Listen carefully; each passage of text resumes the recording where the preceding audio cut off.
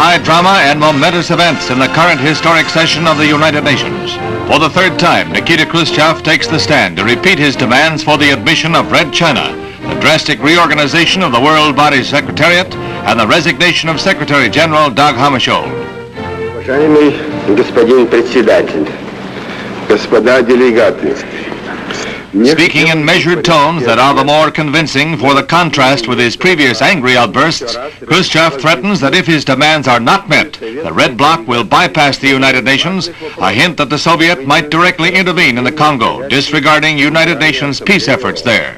Речь идет о роли и месте исполнительного органа ООН, который мы предлагаем вместо извращения. Calmly and deliberately, Khrushchev opens the day with a calculated expression of one of the hardest Soviet lines yet voiced. The audience of world leaders next hears King Hussein of Jordan speak as the leader of a small nation in full support of Hammarskjöld and the United Nations, concluding with a forceful warning to the newly independent member states.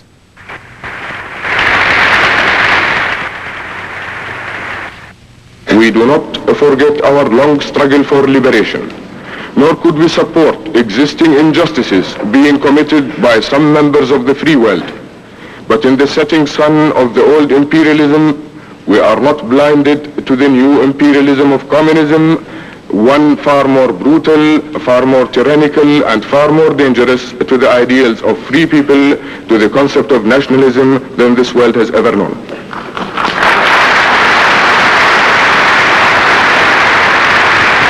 Indian Prime Minister Nehru next goes to the rostrum.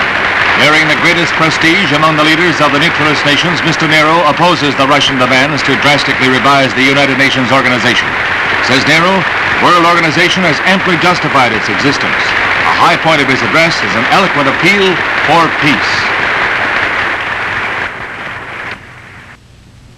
Seated here in this tremendous and impressive city of New York, with all the achievements of modern science and technology and human effort, my mind often goes back to our villages in India and my countrymen who live there.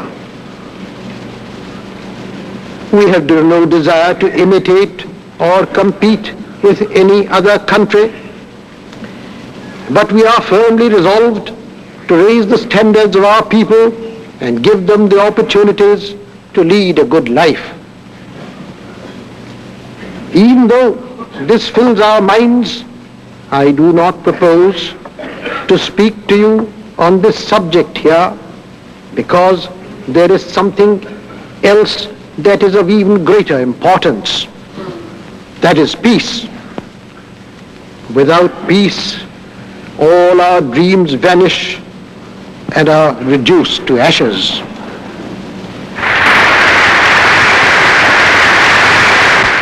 The planted speech concludes a morning session with the world still uncertain as to the effect of Khrushchev's renewed attack on Hammarskjöld. That same day, the Secretary General takes the microphone in a stirring reply to Khrushchev's demand that he muster up the courage to resign. The statement this morning seems to indicate that the Soviet Union finds it impossible to work with the present Secretary General. This may seem to provide a strong reason why I should resign. However, the Soviet Union has also made it clear that if the present Secretary General were to resign now, they would not wish to elect a new incumbent, but insist on an arrangement which, and this is my firm conviction based on broad experience, would make it impossible to maintain an effective executive. By resigning, I would therefore, at the present difficult and dangerous juncture, throw the organization to the winds.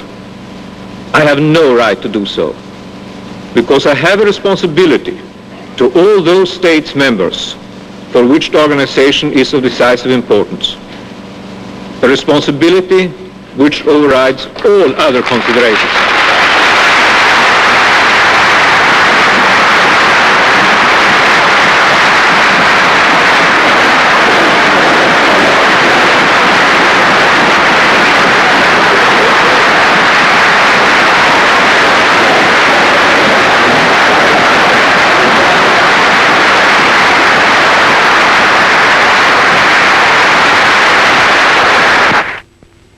I shall remain in my post during the term of office as a servant of the organization in